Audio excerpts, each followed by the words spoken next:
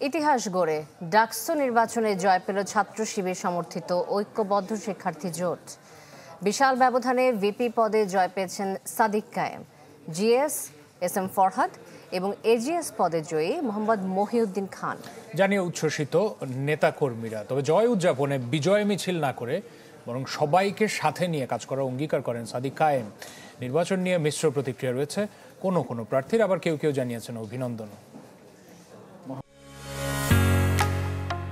ঢালাইয়ের সেরা premier cement Mohammad Abu Sadiq কায়েম, সহসভাপতি, প্রাপ্ত ভোট 14,000।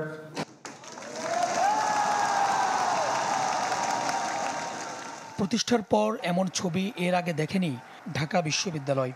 ইতিহাস গড়ে ডাকসুতে 28টি পদের 23টিতেই বিশাল ব্যবধানে জয় পায় ইসলামী ছাত্র শিবির সমর্থিত ঐক্যবদ্ধ শিক্ষার্থী জোট। নিকটতম প্রতিদ্বন্দ্বী ছাত্রদলের ভিপি প্রার্থী আবিদুল ইসলাম খানের চেয়ে 8,000-এর বেশি ভোট পেয়ে ভিপি নির্বাচিত হন সাদিক।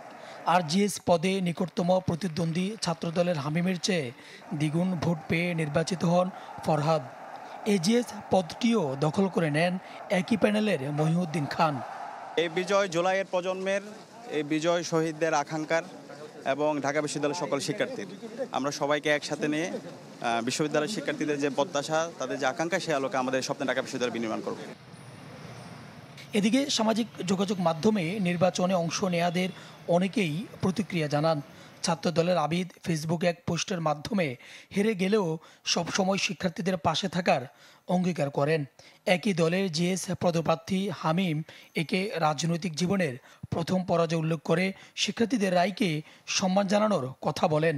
অন্যদিকে আরেক ভিপি প্রার্থী ওমামা ভোটে অভিনব কারচুপির অভিযোগ তুলে একে ইতিহাসের কালো রাত বলে মন্তব্য করেন। আর মেঘমোল্লার জীবন দিয়ে মানুষের জন্য লড়ে যাওয়ার ঘোষণা দেন। নির্বাচিতদের অভিনন্দন জানান বৈষম্য বিরোধী শিক্ষার্থী সংসদের জিএস প্রার্থী আবু বাকের।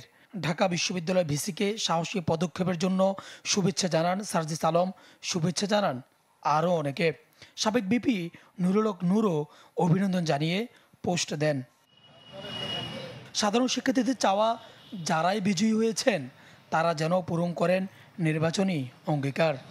যে বিশ্বাসটা শিক্ষার্থীরা রেখেছে, বিশ্বাসটা ভঙ্গ করবে না। আশা করছি যে তারা তাদের কাজগুলো ভালো মতোই করবে। তারা ভুল করলে প্রতিবাদ করবে সাধারণ শিক্ষার্থীরা। শিবিরের ব্যাপারটা হয়েছে কি, তাদের কাজের ভিতরে স্বচ্ছতা আছে, তো আমি মনে করি তারা নির্বাচিত হয়ে তাদের স্বচ্ছতা বজায় রাখতে পারবে। বিশাল জয়ের পরও বিজয় মিছিল না করার সিদ্ধান্ত নিয়েছে শিবির সমর্থিত প্যানেল। সুলতান মাহমুদ আরিফ, চ্যানেল 24, ঢাকা।